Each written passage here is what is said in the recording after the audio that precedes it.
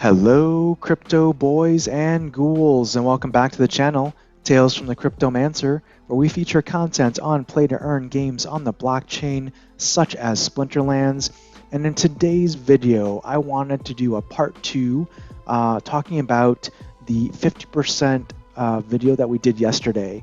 I'd received some additional questions, and I wanted to answer some of those questions and talk more about this topic because I think it's very interesting. So before I go any further, I just want to make a statement. This is not financial advice. I am not a financial advisor. Do your own research. This video is for informational, educational, and entertainment purposes only.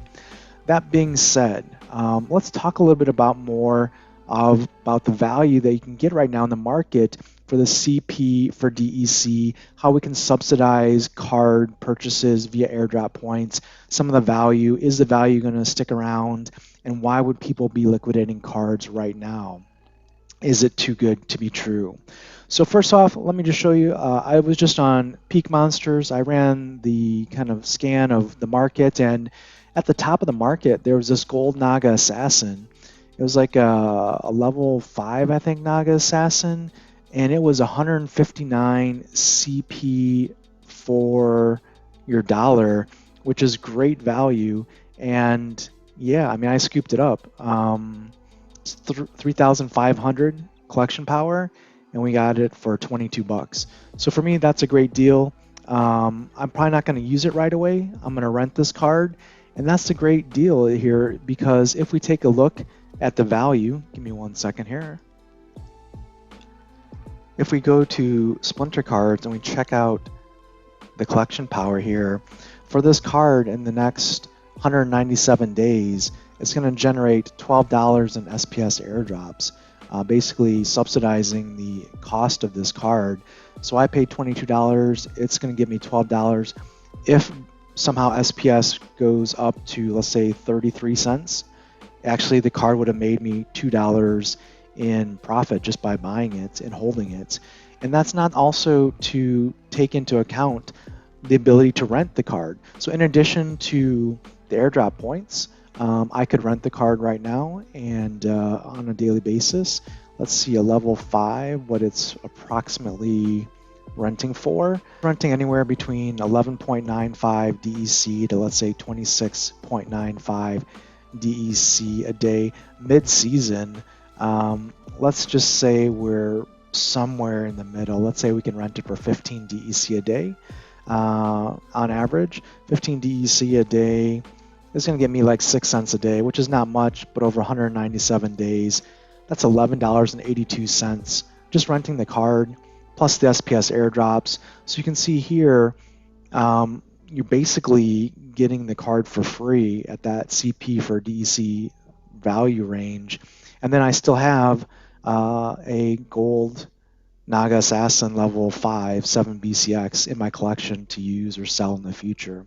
So, I mean, for me, personally, I've gone through and used the Peak Monsters tool. I mean, I picked up max level Exploding Rats that we're renting out right now.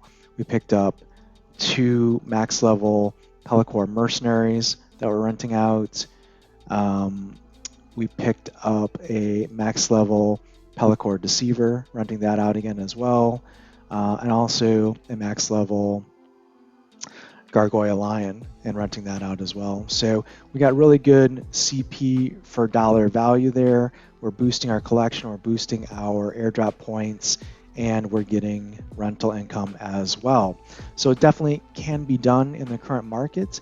And I wanted to also do some additional math here, because one of the questions that came up after yesterday's video was, you know, are these cards good value? Even at, let's say, 150, 140, 130 CP for DEC, is that good value because there's going to be so many of these cards printed, whether they're Chaos Legion cards or Chaos Legion reward cards? And let's do some of the math there. One question is, or one maybe statement would be is, man, there's just a lot of these cards being printed, whether they be Chaos Legion cards or Chaos Legion reward cards. You know, why would I want to buy these cards even at these cheap prices? Well, first off, let's kind of understand the total circulation of cards. whether it be Chaos Legion reward cards or Chaos Legion cards, because in many cases the values that we're seeing in the market right now are Chaos Legion reward cards. So let's do some math and understand, really, do we have anything to fear with these cards becoming worthless or even reduction in value moving forward? And let's do some of this math. So first off, what we see here, if we go to Splinter Cards and we look at the drop ratio, in a Chaos Legion pack, the drop rate is 66.816% for common cards. And if we do the math here, if there are 15 million Chaos Legion packs that are going to be minted, and each pack has 5 cards, and the drop rate is 66.816 for commons, that means there's going to be 50,112,000 total common Chaos Legion cards. Now, there are actually 29 individual cards in the Chaos Legion set that are common cards. So if we divide this number, first let me just make a note here. Let's take this number and let's put it on a notepad so we can all walk through this together. 50 million Chaos Legion common cards printed, right? And there's 29 cards in the common Chaos Legion set, so each one will have 1.728 million individual commons.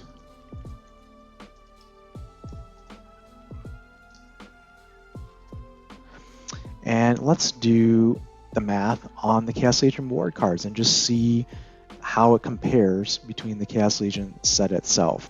So if we go into our Splinter stats here, we can see the print rates for all of the Chaos Legion reward cards. So we're going to take the percent printed to determine how much more will be printed. 4.45 times more cards will be printed. And we're going to take that by the currently number of printed common Venari Heatsmiths, and it tells us that per Chaos Legion reward cards, there's going to be 7.8 million of those printed at the end of the day. So 7.8 million Chaos Legion reward cards printed. So that looks not great, right, for these Chaos Legion reward cards. If we divide that by the Chaos Legion commons, it's 1728.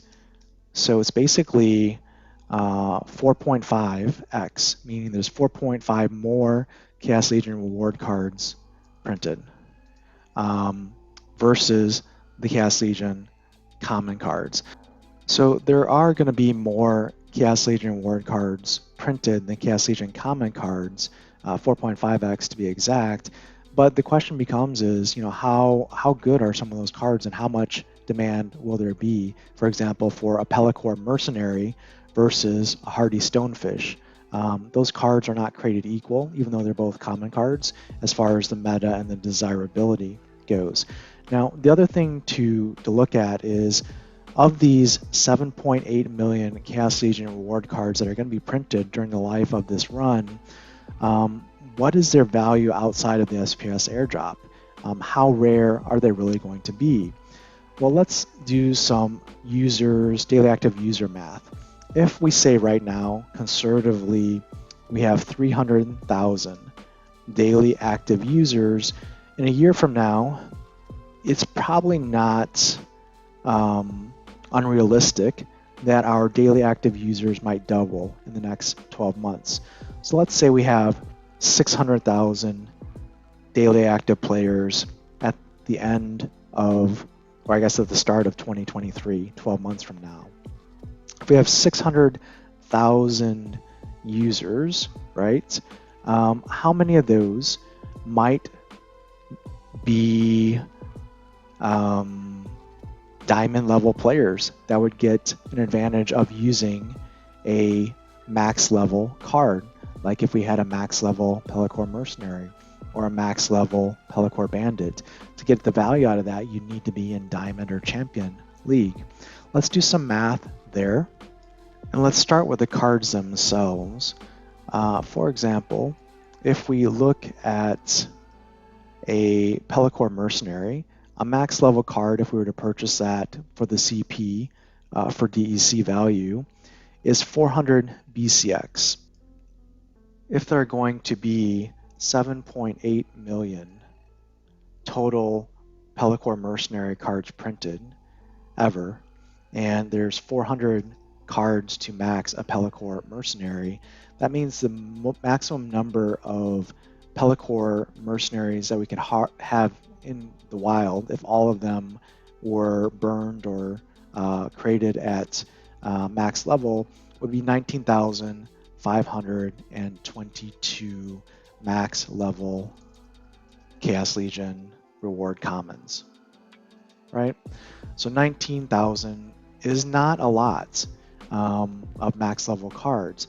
Now again, if we go back to the math of 600,000 daily active users, let's say a year from now, what percentage of players might play in the Diamond League or above that might want a Pellicor Mercenary max level? Let's say of 600,000 players, just 3% of the total player base is only playing at Diamond and Champion. That means 18,000 players would want a max level Pellicor Mercenary. Let that sink in for a second. 3% is a very small number, and already at 3% of the possible player base in 12 months or less would take up all the supply of those Chaos Legion Pellicor Mercenaries out of the market. So again, it's not necessarily guaranteed that even after the SPS airdrops go away, that these cards will continue to be low in value. Now, the second point I wanted to address from yesterday's video was the question is, well, okay, if these values are so great in the marketplace, why are people liquidating their cards, these max level reward cards, at this price? Wouldn't it make sense for them to hold on to those cards and get the SPS airdrop points and rent them out? Why would they be selling them right now? Well, here we have an example of there are two great options, and one option may be better for an opportunity cost perspective for an individual than another. So we've already determined that you can get great value on these CP for DEC cards, many of them being Chaos Legion reward cards in the market. And maybe your value is maybe the card pays for itself within 6 months, and maybe you get the card appreciation in value plus some extra rental income. Maybe that value is a 1.5x on your money that you spend today. But let's also look at the math. For example, the gold Naga Assassin that I purchased today for $22, right? It was 3,500 collection power that I was getting, but the individual who sold that card to me got $22 in cash. And what can they do a week from now with $22? Well, they can buy a number of Chaos Legion packs. So for $22, that individual that sold that card to me just now can get 5.5 Chaos Legion packs for $22. So they're going to take, let's say, that money, they're going to trade in that card right now at a very low value and get dollars, which they can buy general sale packs. Those general sale packs for $22 are going to generate $5 in SPS airdrops at the current price of SPS. Again, let's say that individual believes that SPS is more likely to be valued at, let's say, 33 cents versus 16 cents, which is currently valued. So that $5 would, in theory, for that investor, be worth $10. So this individual that sold the card now for $22 has, let's say, $10 of SPS airdrops and also 5.5 Chaos Legion packs. And let's say the individual believes that the Chaos Legion packs at $4 may be worth $8 or $12 a year from now, which is not necessarily unheard of based on the history of Untamed and beta packs. So right now, that individual, let's say 5.5 packs, and let's say the packs only double. Let's say they only sell for $8 a year from now. So now that individual has taken $22 and made it $44 when they resell the packs.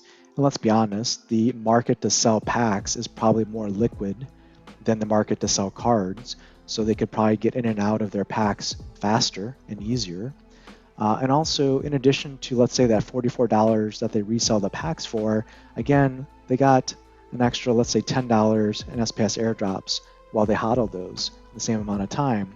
So they would have turned that $22 into $54, which is more than a 2x of the $22 initial value.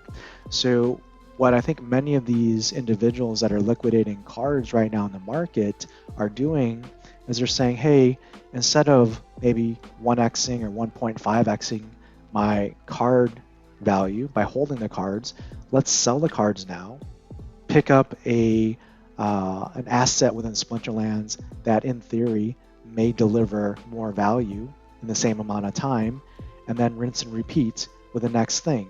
Maybe the next thing is land. Maybe the next thing is totems. Maybe the next thing is Rift Watchers. Maybe the next thing is vouchers. Maybe the next thing is beta cards. Let's see. But the point here is that the reason why these cards are on the market for what looks like exceedingly good value is that other people are probably speculating that there are other ways to get even more value from the Splinterlands ecosystem. And again, this is, I guess, the point that I would like to make is that these values that you're seeing in the market are great values. It's not like a mirage or, a fantasy. There's definitely good value to be had in these cards given the CP for DEC rates that we're seeing right now. I just wanted to take some time to explain, like, I guess, hypothesize why we're seeing this value in the marketplace. So in summary, yes, there's great value for cards. Yes, there's great value for Chaos Legion packs as well. This is kind of a win-win scenario for all people in the Splinterlands macro economy, so to speak. And I just wanted to kind of go through some of the numbers so that we could address kind of some of the value that we're seeing and understand why there is that value. So I hope some of this explanation and insight and thoughts might be beneficial to you as you look at the marketplace. I'd be curious to understand what you're looking at doing. Are you looking at putting any potential money that you have for Splinterlands assets into Chaos Legion packs? Are you looking to buy cards? What is your strategy to maximize your assets and grow your assets in Splinterlands? Let me know in the comments below. And if this video has been beneficial to you, smash the like button, subscribe to the channel for more timely content on Splinterlands, and until next time, keep stacking those stats.